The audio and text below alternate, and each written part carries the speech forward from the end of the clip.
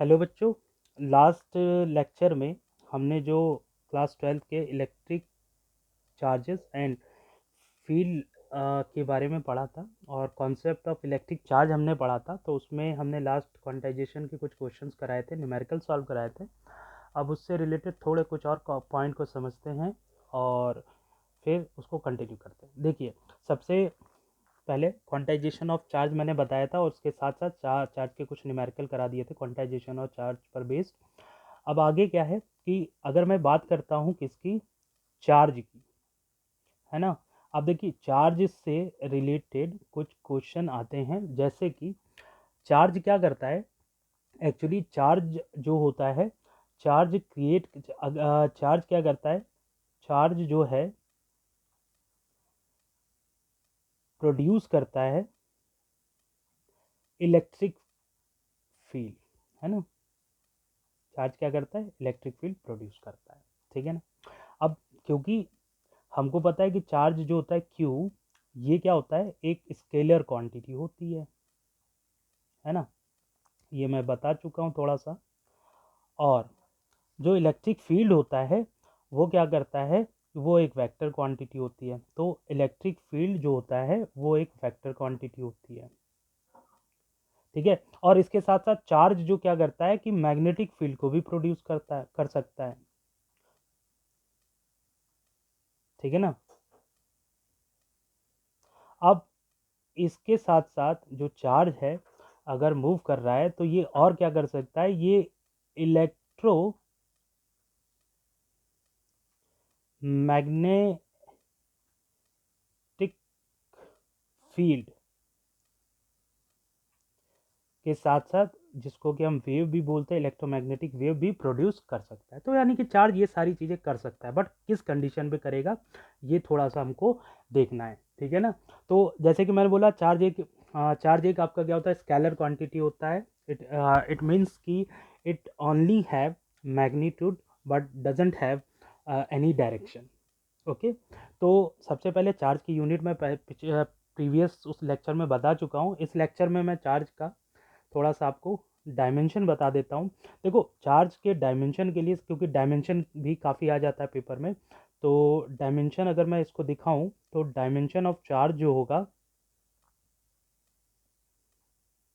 तो डायमेंशन जो चार्ज होगा वो कैसे फाइंड करेंगे, ठीक है ना। तो डायमेंशन के लिए आपको 10th का फॉर्मूला पता होगा करंट का। तो आई जो होता है करंट, ये होता है क्यू बाई टी, ठीक है ना। तो यहाँ से क्यू जो होगा चार्ज होगा और ये हो जाएगा आई मल्टीप्लाई टी। तो यहाँ से अगर आप देखोगे तो करंट जो होता है इसका डायमेंशन जो होता है वो होता है ए। करंट का डायमेंशन ए होता है। और टाइम जो है, टाइम का डायमेंशन ऑलवेज क्या होता है, टी। तो इसका मतलब ये है कि जो चार्ज का डायमेंशन है वो आपको कितना मिलेगा, ये मिलेगा ए टी। ओके। तो ये डायमेंशन ऑफ चार्ज होता है। तो उसको आगे बताने से पहले मैंने डायमेंशन, मुझे याद आया तो मैंने आपको डायमेंशन ऑफ चार्ज बता दिया। तो ये आपको थोड़ा सा याद रखना है, ठीक है। अब देखिए, अभी मैंने जो ऊपर बात कर रहा था कि चार्ज की कंडीशंस होंगी तब ये इलेक्ट्रिक फील्ड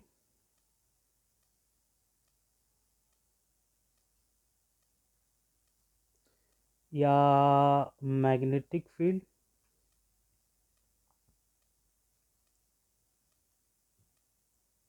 और इलेक्ट्रोमैग्नेटिक फील्ड या वेव, ठीक है ना, EMW, यानी कि इलेक्ट्रोमैग्नेटिक वेव्स, ये कब बनाएगा। तो देखिए, फर्स्ट कंडीशन होती है आपके पास कि जब आपके पास चार्ज कैसा हो, चार्ज रेस्ट पर हो। रेस्ट का मतलब ये होगा कि जो चार्ज है उसकी वेलोसिटी क्या हो जाएगी, ज़ीरो, ठीक है ना। वेलोसिटी ज़ीरो होगी तो इसका मतलब चार्ज क्या होगा, रेस्ट पर होगा। तो जब भी चार्ज रेस्ट पर होता है तो इलेक्ट्रिक फील्ड जो होता है वो प्रोड्यूस होता है, ठीक है ना। तो यानी कि चार्ज, जस्ट सपोज मैं एक चार्ज लेता हूँ ये क्यू, और ये कैसा है, पॉजिटिव चार्ज है। तो ड्यू टू पॉजिटिव चार्ज हमेशा इलेक्ट्रिक फील्ड बाहर की तरफ होता है, ठीक है ना, इस तरह से। इसको भी मैं आगे एक्सप्लेन करूँगा। तो ये हमेशा कैसा होता है, बाहर की तरफ होता है, आउटवर्ड होता है, पॉजिटिव पॉजिटिव चार्ज के कारण। और जस्ट इसका अपोजिट होता है, नेगेटिव चार्ज के कारण जो इलेक्ट्रिक फील्ड होता है वो अंदर की साइड में होता है। और हमारा क्या होता है कि ये जो लाइनें मैंने बनाई है एरो लाइक, ये जो लाइंस हैं इनको बोलते हैं इलेक्ट्रिक फील्ड लाइंस, ठीक है ना। इसको भी मैं एक्सप्लेन करूंगा आगे। तो इसको बोलते हैं electric field lines, got it. तो इसको बोलते हैं इलेक्ट्रिक फील्ड लाइंस, ठीक है। तो यानी कि अगर चार्ज रेस्ट पर है, चार्ज अगर रेस्ट पर है तो इसमें इलेक्ट्रिक फील्ड बन सकता है। उसके लिए चार्ज के मोशन की कोई ज़रूरत नहीं होती है। चार्ज कहीं एक पर्टिकुलर पॉइंट पर अगर रुका भी हुआ है तो वहाँ पर इसका इलेक्ट्रिक फील्ड बनेगा, बट मैग्नेटिक फील्ड नहीं बनता है, ठीक है ना। इलेक्ट्रिक फील्ड देखो बनेगा, हाँ, मैग्नेटिक फील्ड नहीं बनेगा, क्योंकि मैग्नेटिक फील्ड जो चार्ज रेस्ट पर होते हैं उन पर नहीं बनता है, और ना ही इलेक्ट्रोमैग्नेटिक फील्ड या वेव बनेगा, ठीक है। ये दोनों ही नहीं बनते हैं। अब इसी तरह से जो सेकंड पॉइंट होता है कि अगर आपके पास चार्ज जो है वो क्या है कि कांस्टेंट वेलोसिटी, कांस्टेंट वेलोसिटी के साथ मूव कर रहा है, तो इसका मतलब ये होगा कि यहाँ पर v जो होगा एक के होगा, v इक्वल्स के, v मतलब वेलोसिटी, और के क्या है, एक कोई कांस्टेंट वैल्यू 1 2 3 4 कुछ भी ले लीजिए मीटर पर सेकंड, ठीक है ना। तो ये कांस्टेंट वेलोसिटी के साथ अगर कोई चार्ज मूव कर रहा है तो देखिए अगर चार्ज रेस्ट में है तब तो इलेक्ट्रिक फील्ड बना ही रहा है, तो मूविंग में भी बनाएगा, तो यानी कि इलेक्ट्रिक फील्ड तो यहाँ पे पॉसिबल है। और मैग्नेटिक फील्ड में भी आपके पास क्या होता है कि जो चार्ज होता है अगर मूव कर रहा है तो मैग्नेटिक फील्ड बनाता है। अब देखो चार्ज जब मूव करता है तो इसके लिए एक, मैं अभी आगे के चैप्टरों में उसको पढ़ेंगे, उसको मैं थोड़ा सा यहाँ पे बता देता हूँ कि जो मैग्नेटिक फील्ड होता है उसका जो फोर्स होता है एफ मैग्नेटिक, इसको मैं कर देता हूँ बी, मतलब मैग्नेटिक को दिखा रहा है, तो इसके लिए जो फॉर्मूला होता है वो होता है Q V B sine theta. अब आप एक चीज़ ध्यान से देखो कि इस मैग्नेटिक फोर्स में आपके पास देखो चार्ज के साथ साथ उसकी वेलोसिटी और मैग्नेटिक फील्ड आया है। इसका मतलब है कि जब चार्ज मूव कर रहा होगा, वेलोसिटी मतलब चार्ज मूव कर रहा होगा, तो उसमें मैग्नेटिक फील्ड बनता है। तो दैट्स वाई यहाँ पर क्या होगा, मैग्नेटिक फील्ड बनेगा। बट ईएम वेव नहीं बनती है, ठीक है ना। मूविंग चार्जेस पर भी ईएम वेव नहीं बनती है। अब इसी तरह से थर्ड जो पार्ट है हमारे पास वो है कि अगर आपके पास क्या है कि जो वेलोसिटी है वो चेंज कर रहा है, ठीक है ना। वेलोसिटी जो है नॉन यूनिफॉर्म है, कांस्टेंट नहीं है, मतलब वो बार बार चेंज हो रहा है, या फिर इसको मैं बोल सकता हूँ एक्सेलरेशन हो रहा है, ठीक है ना। चार्ज का एक्सेलरेशन हो रहा है। तो अगर चार्ज का एक्सेलरेशन हो रहा है तो इस केस में देखो इलेक्ट्रिक फील्ड तो बनेगा ही, क्योंकि चार्ज मूव कर रहा है नहीं कर रहा है उससे मतलब नहीं, चार्ज का होना जरूरी है, ठीक है। अगर चार्ज है तो इलेक्ट्रिक फील्ड बनेगा, दैट्स वाई इलेक्ट्रिक फील्ड तो होगा। मैग्नेटिक फील्ड भी बनेगा क्योंकि यहाँ पे मूव कर रहा है। अब यहाँ पर ईएम वेव भी बनता है, क्योंकि ईएम वेव के लिए क्या होता है, इलेक्ट्रोमैग्नेटिक वेव्स के लिए या फील्ड के लिए आपका चार्ज का एक्सेलरेट करना बहुत ज़रूरी है, ठीक है ना। तो एक्सेलरेटिंग चार्ज ही आपका क्या होता है, ईएम वेव बनाता है। जैसा कि आप थोड़ा सा 11th में आपने पढ़ा, शायद 11th में पढ़ा होगा, ठीक है ना। तो इसमें क्या होता है कि जैसे कि ईएम वेव कैसा होता है कि जैसे कि ये एक्स एक्सेस है और ये वाई एक्सेस है और ये जेड एक्सेस है, जस्ट सपोज, ठीक है। तो इसमें होता ये है कि जो चार्ज जब मूव करता है, जस्ट सपोज कि चार्ज की जो मूविंग डायरेक्शन वो इधर है, प्लस एक्स की तरफ है, ठीक है ना। किस तरफ है, प्लस एक्स की तरफ चार्ज ये मूव कर रहा है। एक चार्ज है वो यहाँ कहीं से मान लो क्यू से वो मूव कर रहा है, क्यू से वो मूव कर रहा है। अब किस तरफ, राइट डायरेक्शन में कर रहा है।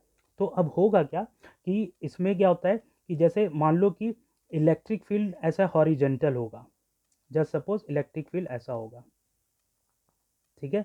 तो मैग्नेटिक फील्ड कैसा होगा भाई, मैग्नेटिक फील्ड इसके जस्ट परपेंडिकुलर ऊपर की तरफ, इस तरह से, ठीक है। तो अगर आप इसको देखोगे तो इलेक्ट्रिक फील्ड ऐसे मूव करता है, ठीक है ना, इस तरह से ऐसे करके वेवी मोशन करता है।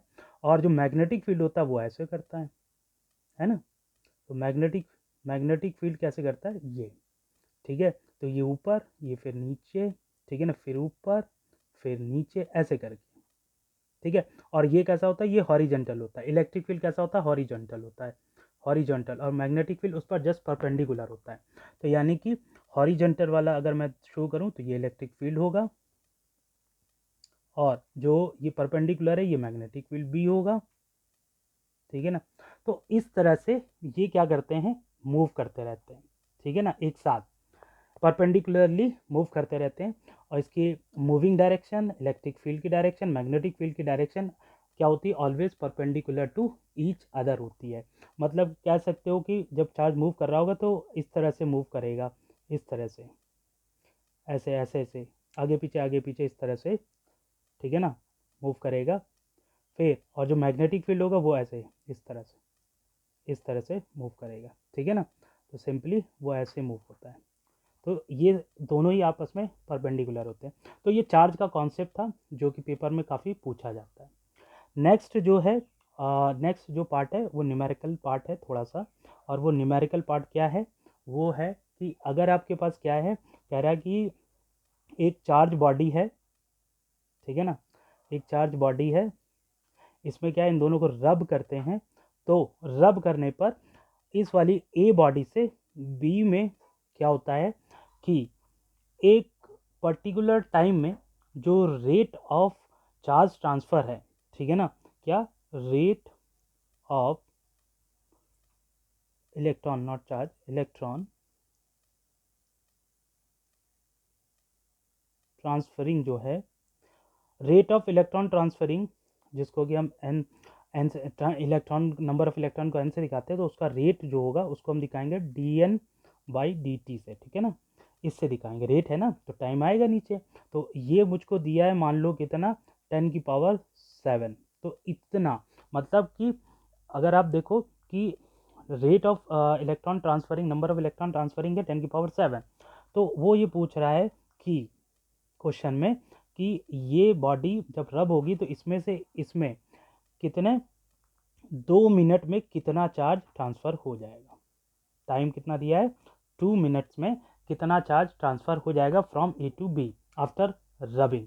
तो देखिए होगा क्या कि हमको रेट दिया हुआ है D N by D T, तो आपको बस कुछ करना नहीं है, तो डी एन ऐसे लेना है, ठीक है ना, और डी टी को उधर पहुंचा देना है। तो ये 10⁻⁷ ऐसे हो जाएगा और डी टी यहाँ पे आ जाएगा। अब आपको सिंपली क्या करना है, बोथ साइड में इंटीग्रेशन कर लेना है। तो इंटीग्रेशन कॉन्सेप्ट मैथमेटिक्स में ही होता है, ये आगे आप पढ़ोगे, थोड़ा सा मैं यहाँ इंटीग्रेशन बता दूंगा। तो यहाँ पर आपके पास क्या है, यहाँ पर 10⁻⁷ कांस्टेंट है, तो ये बाहर रहेगा और इंटीग्रेशन ऑफ डी टी यहाँ आ जाएगा। अब आपको पता है कि उसने जो आफ्टर रबिंग जो चार्ज ट्रांसफ़र हो रहे थे, मतलब इलेक्ट्रॉन ट्रांसफ़र हो रहे थे, उसका इनिशियल टाइम तो ज़ीरो ही होगा। और कितने मिनट के बाद, 2 मिनट के बाद उसने पूछा है कि 2 मिनट के बाद वो कितना कितना ये वो कर लेगा, ठीक है ना, नंबर ऑफ इलेक्ट्रॉन ट्रांसफ़र कर लेगा। तो सबसे पहली चीज़ ये है कि जो भी आपको क्या दिए हैं कि मिनट दिया गया, अगर आपको सेकंड में देखना है तो 2 मिनट का आप क्या करोगे, इसको सेकंड में कन्वर्ट कर लेना। तो आपके पास 2 मिनट है, तो मिनट को सेकंड में करोगे तो 1 मिनट में 60 सेकंड होते हैं।